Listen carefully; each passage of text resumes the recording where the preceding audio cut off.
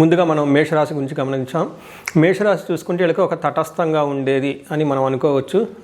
పెద్ద ఎక్కువగా అంటే ఒడిదుడుకులు ఏమీ ఉండవు, సాధారణంగా సేదాగా ఉండేది మనం అనుకోవాలి. ఎందుకు అంటే వీళ్ళకి ఒక్కటి ముఖ్యంగా గమనించుకోవాల్సింది ఏలినాటి శని యొక్క ప్రభావం వీళ్ళ మీద ఎక్కువగా ఉంది. ఈ ఏలినాటి శని ప్రభావం ఉండటంతో రీసెంట్గా ఈ రాశి వాళ్ళ నుంచి కూడా నెంబర్ ఆఫ్ కాల్స్ ఎక్కువగా నాకు పెరుగుతూ ఉన్నది. దానికి ముఖ్యమైన కారణం ఏలినాటి శని డే బై డే వీళ్ళకి తీవ్రత ఎక్కువ అవుతుందని గమనించుకోవాలి. అయితే ఇప్పుడు ఏవైతే గ్రహాలు మారినాయో, కొన్ని గ్రహాలు అనుకూలంగా కొన్ని గ్రహాలు ప్రతికూలంగా ఉన్నప్పటికి కూడాను వాళ్ళకి పెద్ద అనుభవంలోకి రాదు ఈ యొక్క గ్రహాల మార్పు వల్ల. బట్ ఓవరాల్గా చూసుకుంటే ఏలినాటి శని ఉండటం వల్ల కొంచెం జాగ్రత్తగా ఉండాలని చెప్పుకోవచ్చు. బట్ రొటీన్గా చూసుకుంటే ఈ మంత్ అంతా నార్మల్గా ఉండే మంత్ అని మీరు అనుకోవచ్చు. ఇందులో డీటెయిల్స్ చూసుకుంటే అశ్విని 1, 2, 3, 4 పాదాలు, భరణి 1, 2, 3, 4 పాదాలు, కృతిక ఫస్ట్ పాదం అంతా ఈ యొక్క మేషరాశిలో ఉంటారని గమనించాలి. ఈ పేరు బలం బట్టి మనం చూసుకుంటే చూ, చే, చో, లాలి, లు, ఏ, లా, లో, ఆ అన్న అక్షరాలంతా కూడా ఈ మేషరాశిలో ఉంటారని గమనించాలి.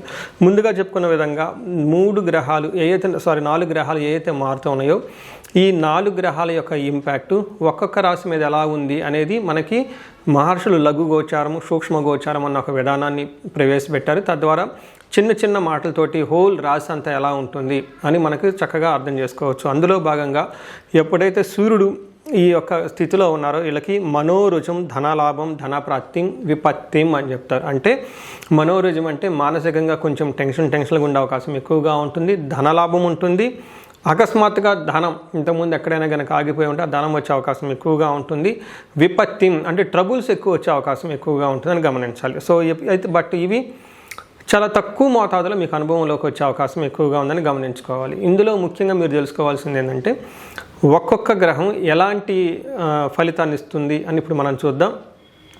సూర్యుడు చూసుకుంటే 5వ స్థానంలో ఉండటం వల్ల మిక్స్డ్ రిజల్ట్ అని చెప్పుకోవచ్చు. ఫస్ట్ది పాజిటివ్ సైడ్లో మనకి ధన ప్రవాహం వస్తుంది, నెట్వర్క్ బాగుంటుంది, హైయర్ అఫీషియల్స్ని కలవచ్చు, ఇవంతా పాజిటివ్గా ఉంటుంది.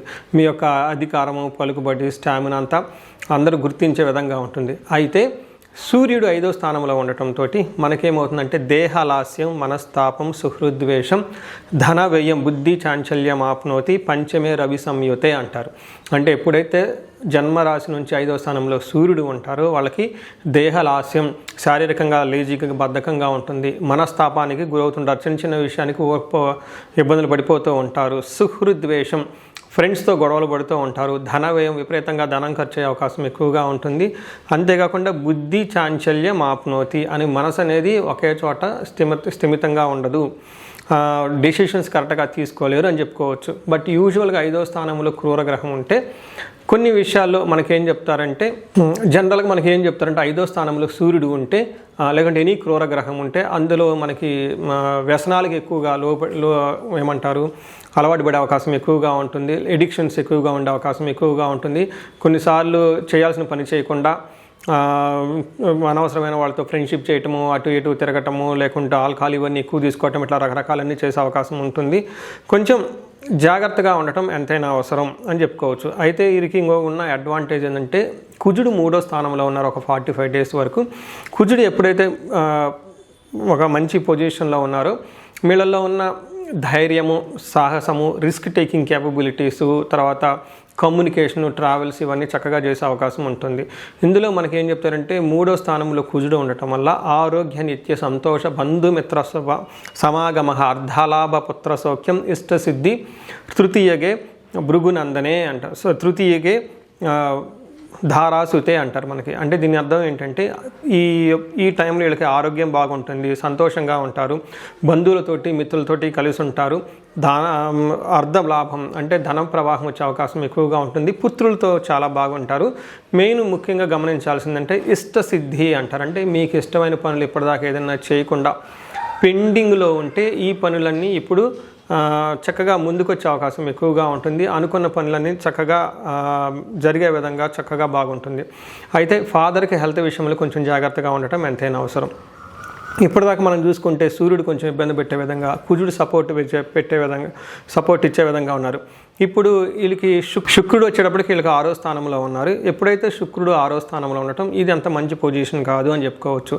అయితే ఏమవుతుంది, శుక్రుడు 6వ స్థానంలో ఉంటే విరోధ శత్రుపీడాం జ్ఞాతీనాం చ విరోధ ఆయాసో దారై పుత్రై షష్ఠే భృగునందనే అని మనకు సంస్కృతంలో చెప్తారు. అంటే ఎప్పుడైతే శుక్రుడు 6వ స్థానంలో ఉన్నారో శత్రువుల వల్ల పీడ కలుగుతుంది. జ్ఞాతీనాంచ విరోధ అంటే బంధువుల వాళ్ళతో గొడవలు వచ్చే అవకాశం ఎక్కువగా ఉంటుంది. ఆయాసో శరీరానికి చాలా టైర్డ్గా ఉంటారు. ముఖ్యంగా ధారాపుత్రే ద్వేషై భార్యతోటి పిల్లలతోటి గొడవలు వచ్చే అవకాశం ఎక్కువ ఉంటుందని చెప్తారు. ఇంతేకాకుండా ఈ టైంలో వీళ్ళు శుభకరమైన ఖర్చులు పెట్టే అవకాశం ఎక్కువగా ఉంటుంది. ముఖ్యంగా లగ్జరీ ఐటమ్స్ కొనే అవకాశం ఎక్కువగా ఉంటుంది. నెక్స్ట్ లవ్కి సంబంధించి రొమాన్స్, ప్లీజర్స్ అలా వాటికి సంబంధించి ఎక్కువగా డబ్బులు ఖర్చు పెడుతూ ఉంటారు. రెండోది శుభకరమైన ఖర్చులు కూడా పెట్టే అవకాశం ఎక్కువగా ఉంది. సో చూసారు కదా, ఇప్పుడు మనకి 3 గ్రహాల్లో 1 గ్రహం మాత్రమే పాజిటివ్గా ఉంది, 2 గ్రహాలు అంత అనుకూలంగా లేదని చెప్పుకోవచ్చు. 4వ గ్రహం బుధుడు కూడాను వీళ్ళకి శుభకరంగా ఉన్నారు. ధన ప్రవాహాన్ని ఎక్కువగా తీసుకొచ్చే అవకాశం ఎక్కువగా కనిపిస్తుంది ఈ రాశి వాళ్ళకి. సో ఇది మనం టోటల్గా చూసుకుంటే ఈ 4 గ్రహాలు ఎలా ఉంది అంటే 2 గ్రహాలు ప్రతికూలంగా, 2 గ్రహాలు అనుకూలంగా, అంటే 2 are favourable, 2 are not favourable అని మనం చెప్పుకోవచ్చు. అంటే సమానంగా ఉందని చెప్పుకోవాలి. ఇప్పుడు మనం నక్షత్రాల గురించి చెప్పుకుందాం. నక్షత్రాల గురించి చూసుకుంటే ఇందులో ఉన్న నక్షత్రాలు అశ్విని, భరణి, కృతిక 3 నక్షత్రాలకి ఈ ఏ గ్రహాలు ఎలాంటి రిజల్ట్ ఇస్తూ ఉన్నాయంటే, ఇందులో ఫస్ట్ చూసుకుంటే అశ్విని నక్షత్రం వాళ్ళకి కలహము, బంధనము, రోగము అంటే నెగిటివ్ సైడ్లో కనుక చూసుకుంటే గొడవలు అయ్యే అవకాశం ఎక్కువగా ఉంటుంది. మెయిన్ బంధించబడినట్లు ఉండే అవకాశం ఉంటుంది. ఇది చాలా చాలా ముఖ్యంగా అందరూ గమనించాల్సింది. బంధించబడట్లా అంటే ఫిజికల్గా వచ్చేసి మనల్ని ఏదో చేస్తారని కాదండి, చాలా కన్ఫ్యూజన్లో ఉంటారు. సరైన డెసిషన్ తీసుకోవడానికి ఇబ్బంది పడిపోతూ ఉంటారు. ఇండియాలో ఉంటే బాగుంటుందా, యూఎస్లో ఉంటే బాగుంటుందా, బిజినెస్ చేస్తే బాగుంటుందా, బిజినెస్ చేయకపోతే ఏం బాగుంటుంది, ఇలా ఒక కన్ఫ్యూజన్, క్లారిటీ లేకుండా అవకాశం ఎక్కువగా ఉంటుంది. దీన్ని బంధనము అంటారు, గుర్తుపెట్టుకోవాలి. అలానే హెల్త్ కాంప్లికేషన్స్. రాత్రి ఈ షూట్కి ముందు రాత్రి ఒక ఇన్సిడెంట్ జరిగింది. ఒకళ్ళు యుఎస్ నుంచి ఫోన్ చేశారు. వాళ్ళు ఇంకా యుఎస్ నుంచి ఇండియాకి వచ్చేద్దాము అని చెప్పేసి 99% డిసైడ్ అయిపోయి ఆల్మోస్ట్ ఫ్లైట్ టికెట్లు బుక్ చేసుకునే దాకా వచ్చేసారు కూడాను. ఒక్కసారి ఎందుకైనా మంచిది అని చెప్పేసి హారోస్కోప్ నా చేత చూపించుకోవడం జరిగింది. వాళ్ళకి ఏంటంటే ఫారిన్లో సెటిల్మెంట్ కంటే కూడాను లాంగ్ రన్లో ఇండియాలో సెటిల్మెంట్ బాగా కలిసి వస్తుంది అని చెప్పడం జరిగింది. రెండోది క్లారిటీ, వాళ్ళు అడిగింది ఏమండి, నేను ఇప్పటిదాకా జాబ్ చేశాను, 12-15 ఇయర్స్ అయిపోయింది జాబ్, సక్సెస్ఫుల్గా చేశాను, కానీ ఎక్కడో శాచురేషన్ పాయింట్ వచ్చింది, కానీ బిజినెస్ చేద్దాం అనుకుంటున్నాను, ఈ బిజినెస్ చేస్తే ఎలా ఉంటుంది అని జాతకం చూపించడం జరిగింది. అందులో చాలా క్లారిటీగా విత్ రేటింగ్ లాగా నేను చెప్పడం జరిగింది. వాళ్ళకి 85% జాబ్లోనే బాగా ఉంటుంది ఇన్కమ్. రెండోది వచ్చేటప్పటికి వాళ్ళకి ఓన్ బిజినెస్ ఇండిపెండెంట్గా చేస్తే అందులో సక్సెస్ అయ్యే ఛాన్స్ ఓన్లీ 65% మాత్రమే ఉంది. ఇలా ఇంకా ఒకవేళ ఎలాంటి జాబ్ అయితే బాగుంటుంది, ఎలా డబ్బు సంపాదించడానికి ఏం గల లెంతీగా డిస్కషన్ అయిపోయింది. చాలామంది డబ్బు సంపాదించడానికి జాబ్ బిజినెస్ అనుకుంటారే, కానీ ఇంకా చాలా విధాలుగా డబ్బు సంపాదించుకునేంత వాళ్ళ జాతక చక్రంలో ఉంటుంది. వెల్త్ మ్యాట్రిక్స్ అని చెప్పేసి నేను కొంతమంది సెలెక్టెడ్ పీపుల్కి కౌన్సిలింగ్ ఇస్తూ ఉంటాను ధనానికి సంబంధించి. ఇలా ఎక్కడైనా కనుక మీరు ఈ టైంలో బంధించబడినట్లు ఉన్న పరిస్థితుల్లో ఉండి క్లారిటీ లేకుండా అవకాశం ఈ రాశి వాళ్ళకి ఎక్కువగా ఉంటుంది. సబ్జెక్ట్ మ్యాటర్ ఎక్స్పర్ట్స్ కానివ్వండి, జ్యోతిష్కులు కానీ కలిసేసి ఒకసారి హారోస్కోప్ థరోగా చెక్ చేయించుకొని డెసిషన్ తీసుకుంటే చాలా బాగుంటుంది. నెక్స్ట్ భరణి నక్షత్రం వాళ్ళకి జయప్రదంగా ఉంటుంది, ఏదైనా పని చేస్తే సక్సెస్ఫుల్గా ఉంటుంది, కానీ వీళ్ళకి కలహము, బంధనము, రోగము, హెల్త్ కాంప్లికేషన్స్ ఉంటుంది. కృతికా నక్షత్రం వాళ్ళకి అగైన్ జయప్రదంగా ఉంటుంది, కలహము, గొడవలు అయ్యే అవకాశం ఎక్కువగా ఉంటుంది, బంధనము, భయము పడుతూ ఉంటుంది. సో చూశారు కదండి, ఇప్పటి వరకు నక్షత్రం ప్రకారం ఎలా ఉందో కూడా చెప్పుకున్నాను. అయితే కొంతమందికి అనుకోని విధంగా కొన్ని ప్రాబ్లమ్స్ వచ్చే విధంగా ఉంటుంది. అందులో అశ్విని, భరణి, కృతికా నక్షత్రం వాళ్ళకి బుద్ధి నాశనం, అంటే మీరు క్లారిఫికేషన్స్ ఏదైనా కనుక అంటే ఏం చెప్తారు, ఆన్లైన్లో ట్రాన్సాక్షన్ చేసేటప్పుడు, మనీ ట్రాన్సాక్షన్ చేసేటప్పుడు కొన్ని ఇంపార్టెంట్ డెసిషన్ తీసుకునే ముందు రాంగ్ డెసిషన్ తీసుకునే అవకాశం చాలా ఎక్కువగా ఉంది. ఇది గమనించుకొని చాలా wait and see with facts and figures verification తోటి చక్కగా డెసిషన్ తీసుకోవాలని చెప్పేసి కోరుకుంటున్నాను.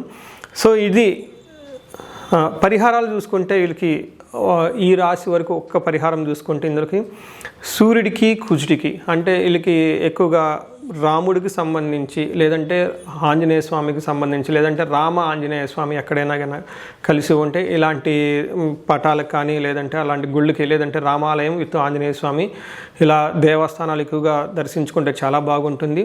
వీళ్ళకి గోధుమలు దానం చేసిన ఆదివారం, మంగళవారం కందులు దానం చేసినా చాలా కలిసి వస్తుంది. గోమాతకి చక్కగా ఒకసారి సేవ చేసుకునే అవకాశం ఉంటే సేవ చేయండి.